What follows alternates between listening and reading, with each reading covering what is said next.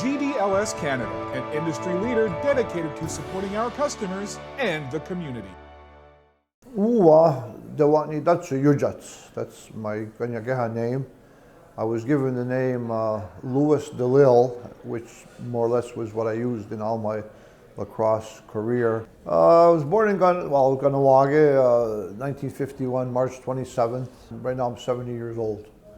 I still have been residing in Caughnawaga. I work in Caughnawaga in the school system. I've been working there for 50 years.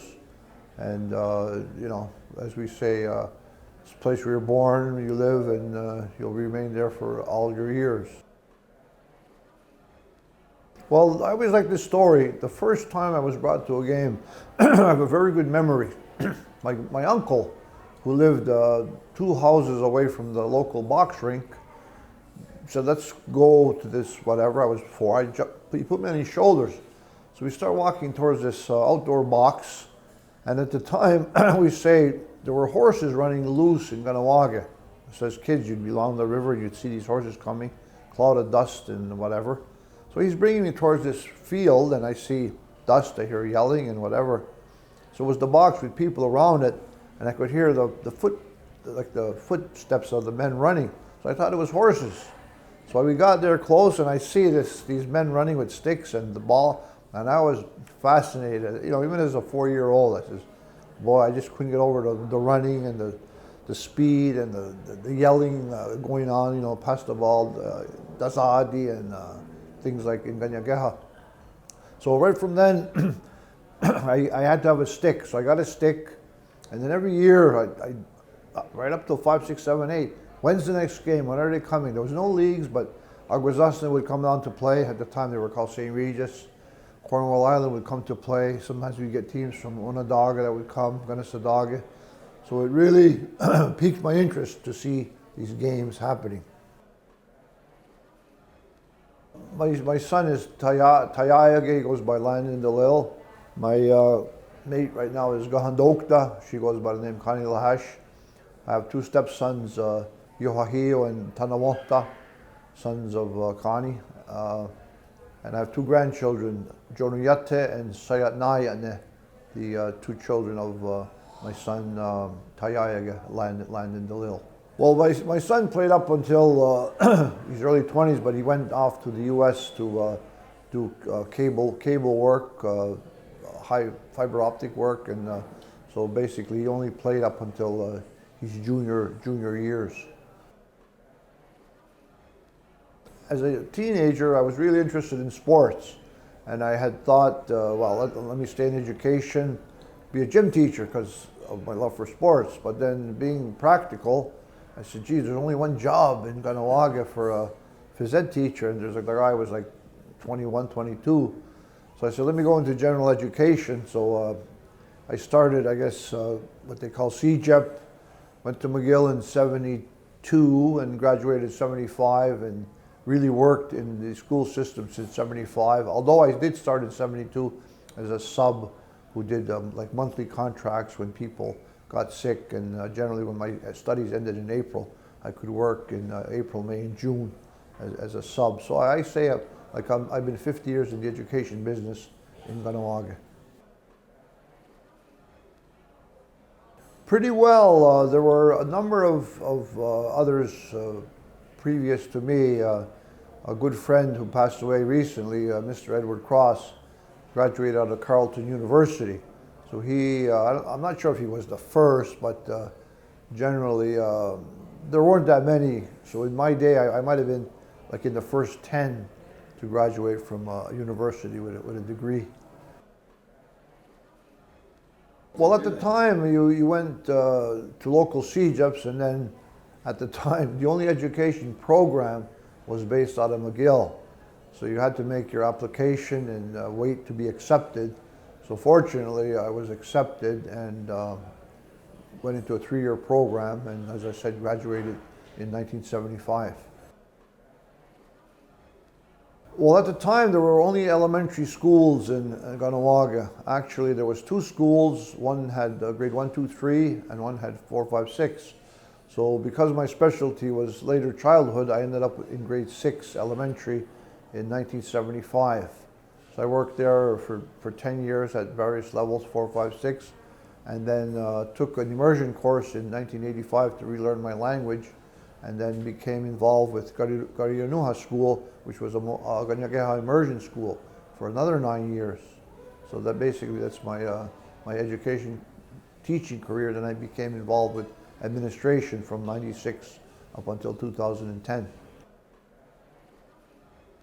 And currently, after 2010, I went back into teaching, and I'm there to this day, 2021, still working as a Kahnawake teacher for the grades 9, 10, and 11, and other various classes that need Kahnawake in their daily program.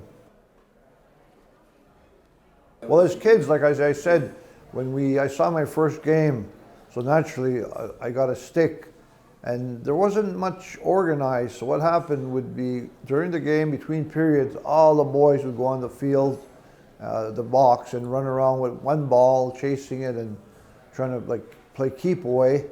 So this went on, and the only games that were organized were by the teenagers. So specifically, I remember Joe Curud and Eddie Delisle as well, by the time I was 10, they were about 15. So you'd have anywhere from 20 to 25 kids showing up at the box rink. They'd organize 2 teams and we'd play. Every day we'd play. So again, it wasn't organized with the community doing it. We just basically played because we loved the game. And fortunately, later on, people would organize games by having contacts in Aguasasne and having teams come down, and we'd go there and play. Yeah, the Caughnawaga Indians in the junior league. In 1964, Caughnawaga became part of a Quebec Senior League that played out of the Montreal Forum. So there was a big interest in lacrosse in the Montreal area. So in '65, 1 year after the birth of the so-called Quebec Senior League, a junior league evolved with Kahnawake, East End Boys Club, I believe Ville St. Pierre, and another Montreal team. It was a 4-team league, and it went on for 3 years, and I played until '67, and then in '68 I went to the Kaughnawga Senior Team.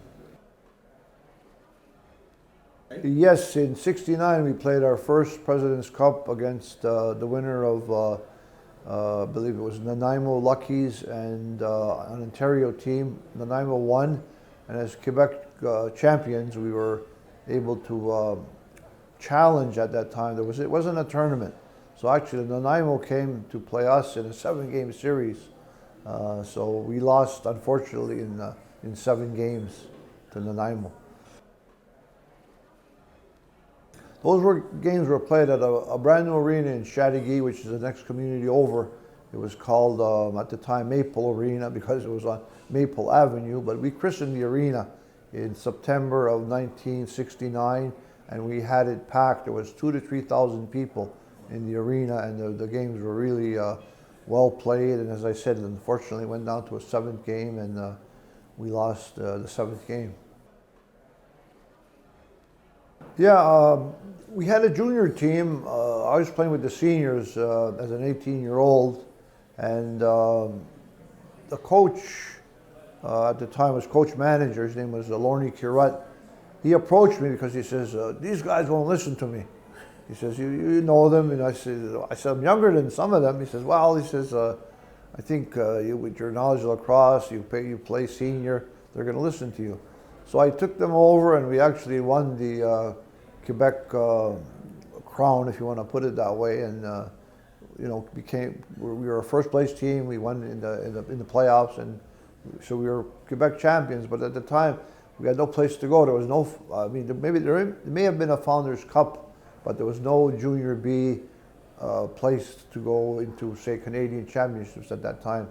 So we were just like the local Quebec Junior champion for that year. Yeah, and we had like teams going on. I'd help organize, like if I knew kids at certain ages, we'd make teams. But in '72, we had a meeting with a bunch of people, and we actually made 16 teams. 4 at what we call Adam level, 4 at Pee Wee level, 2 at Bantam level, 2 at midget, and even 2 at junior. So I'm not sure if that's my addition is right, but it was actually 16 teams in all that we had. So it went on for a few years, and I think that's where the basis of our good lacrosse came from. Like players like Barry Alfred, Eric Dirt McCumber rose out of that. Warren Goodleaf, David McCumber, really to be the foundation of our senior lacrosse teams in the coming years that played in a bunch of President's Cups. Fortunately, at the time, the Quebec Federation had interests in places like Longueuil, Shawinigan, Sherbrooke, so they were able to come up with teams that played in various leagues, be it junior or juvenile or midget. Yeah, in '73 was the NALA. Actually, it was more of, I guess, a native league, but I believe Morrisburg, Ontario had a team in there. So we traveled to Onondaga, we traveled to Cattaraugus, which is near Buffalo, New York, and engaged in a 16-game schedule, I guess, roughly. So that really, I guess, gave me experience to play against the American native players who had a basis of field lacrosse.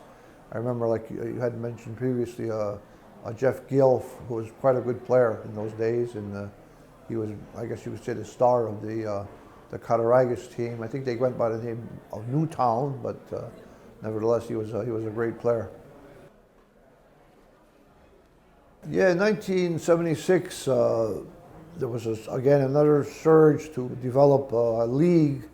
So we had teams in Valleyfield, Magog near Sherbrooke, a Montreal team, ourselves, Valleyfield, Quebec.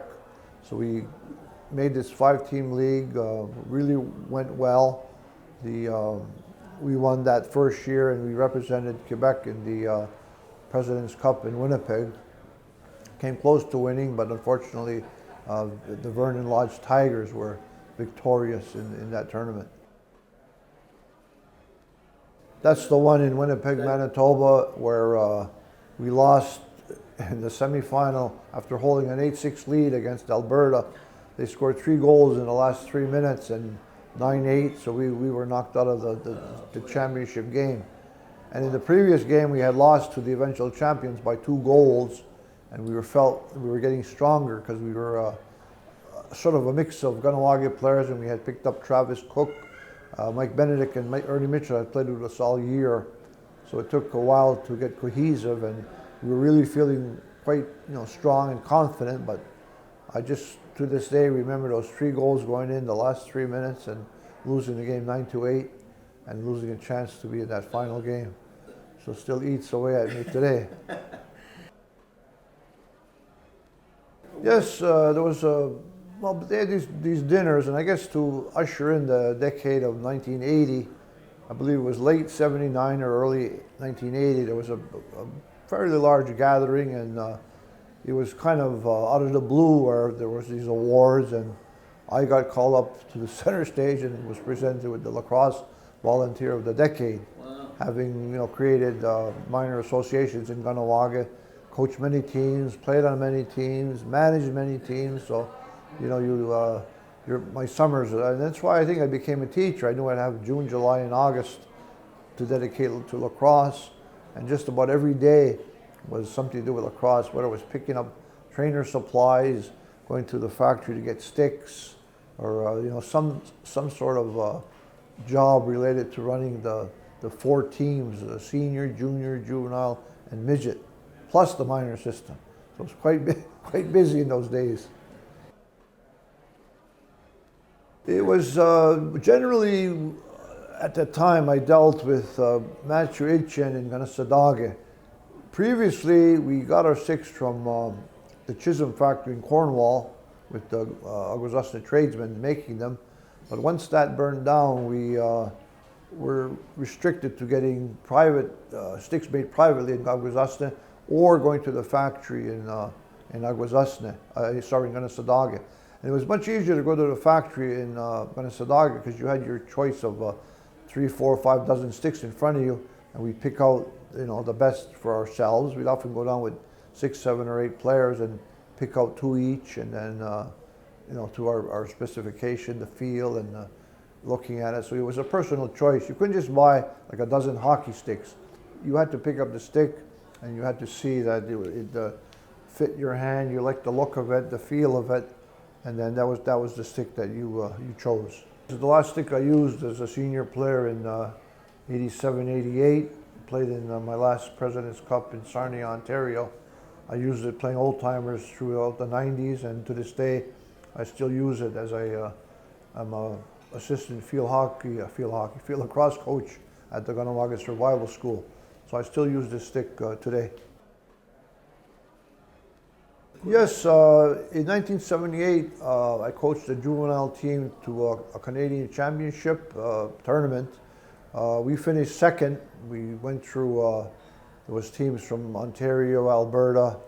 I don't believe BC was represented, maybe because of the distance, because the tournament took place in Rimouski, Quebec, which is closer to Nova Scotia, and I think the cost.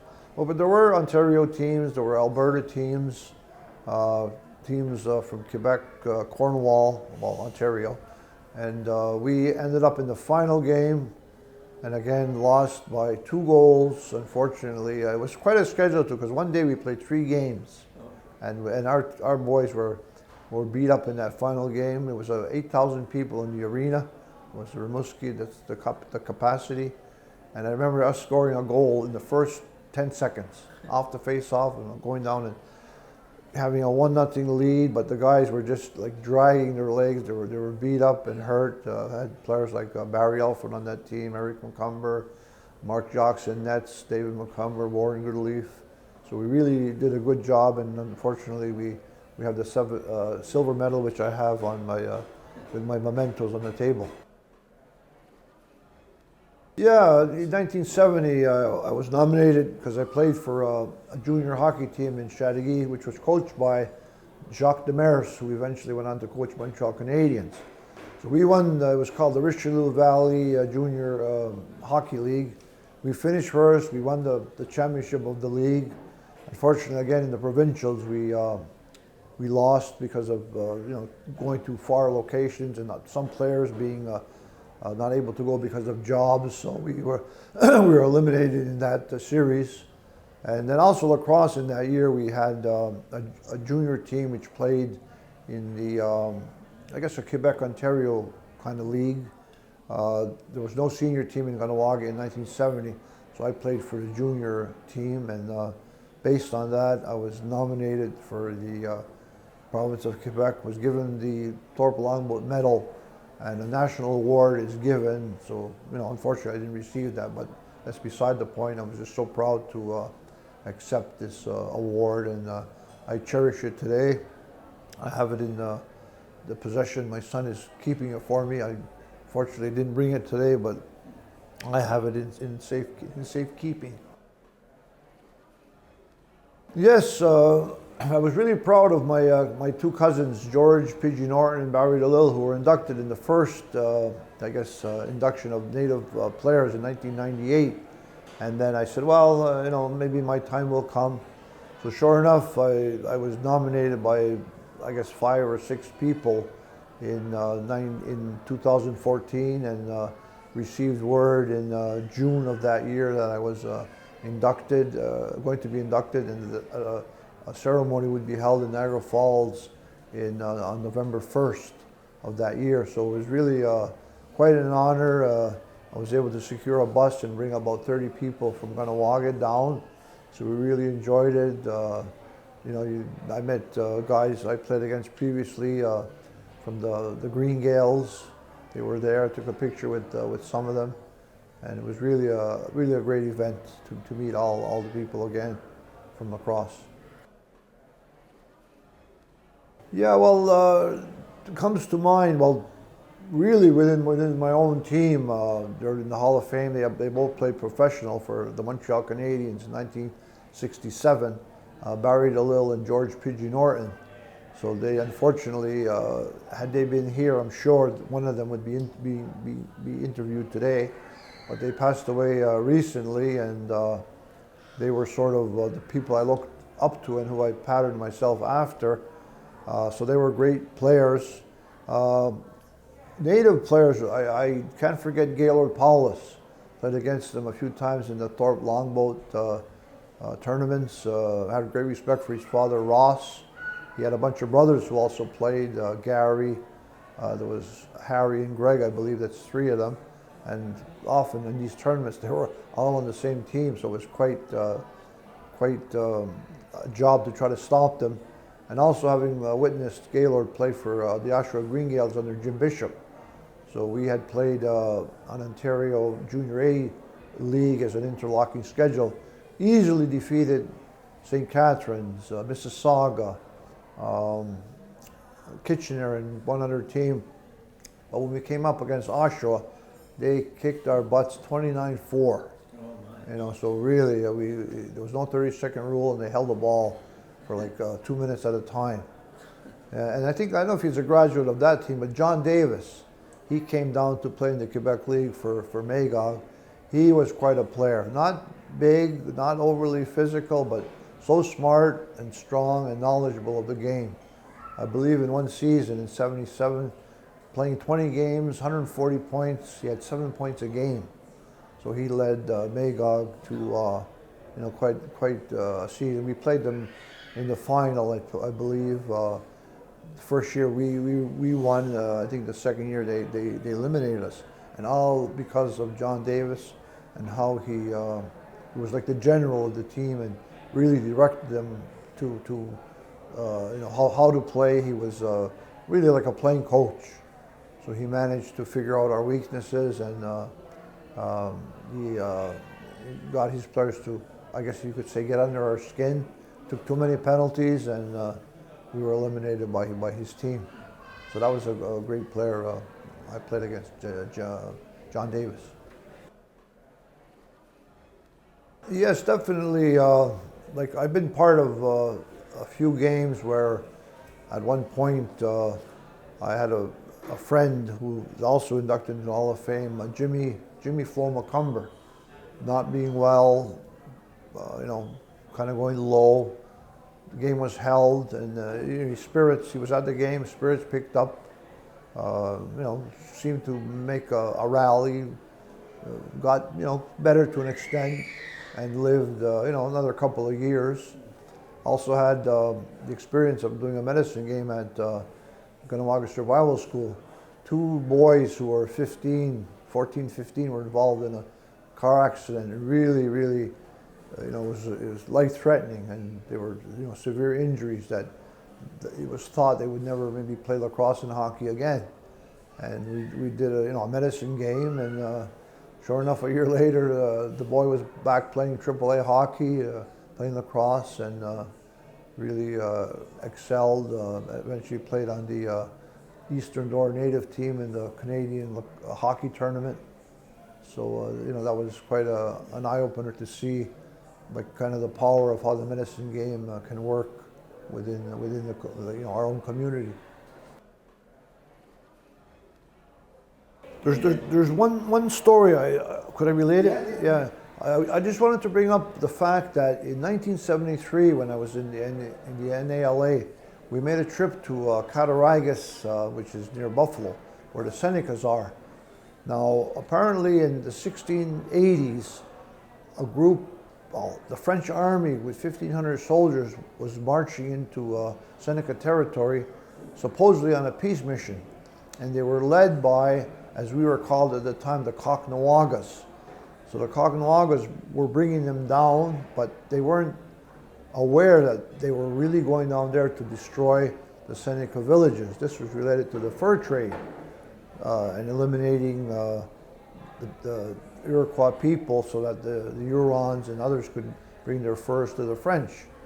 So anyways, the attack or whatever wasn't successful, but the stigma of the Caughnawagas bringing them down was there for well, you may well say centuries, because I'm saying 1688, roughly.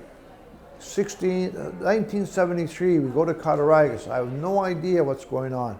We get to the field, and all of a sudden you hear people saying, there they are, and you could feel this animosity and this almost like this hatred for us, and I'm wondering what the heck is going on. So the game started that evening, bottles, rocks, things were thrown at us, and I couldn't figure out how and why, because again, we weren't aware of the history of it. It was only on in later years that I found out that I was the first big group of Caughnawagas that re-entered Seneca territory, and that we were the brunt and going to pay the price in this, we'll call it a blood revenge game. There were 9 fights in the game, and we were so afraid at the end of the game that we literally wanted to go home, even though it was like 11 o'clock at night. But they came to us and said, we're having a gathering at one of the community halls, you're all welcome. And it seemed like the game took care of all the hatred and revenge. And well, they beat us, but nevertheless, the guys went to the community hall and were well treated. Everybody laughed, talked, and there was no animosity, because people said, well, they're just bringing us there to finish the job, and they're going to beat us up and everything. But that, you know, it was gone after the game. And they came back down to Kahnawake a month later. We played them again. We beat them there. So I don't know if that ended the so-called animosity, but can you imagine, from 1688 to 1973, I was part of this feeling. And then in our own history, there's a story called the Lachine Massacre, which happened in the late 1680s. It was 1,500 Senecas who came down to the island of Montreal to pay back. And apparently they destroyed Lachine, which was on the western tip of the island. And there was also fear that they would attack Caughnawaga, but that didn't happen.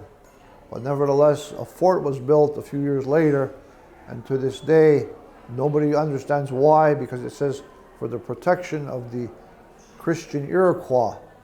Not knowing that when I bring kids there, they say, well, against the French army, the American army, the British army.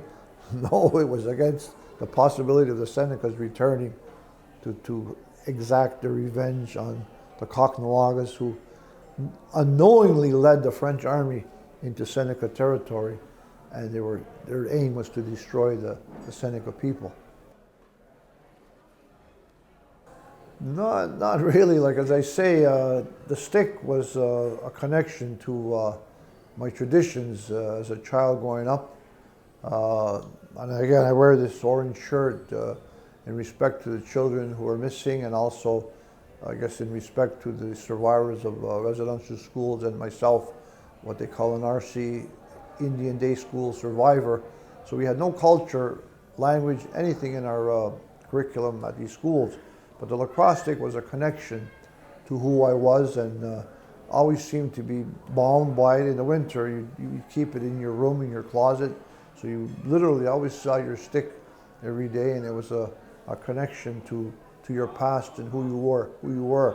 Because at the time, our long houses were like kind of underground, and it was not in your best interest to be associated with the longhouse, unfortunately. But today that's completely gone.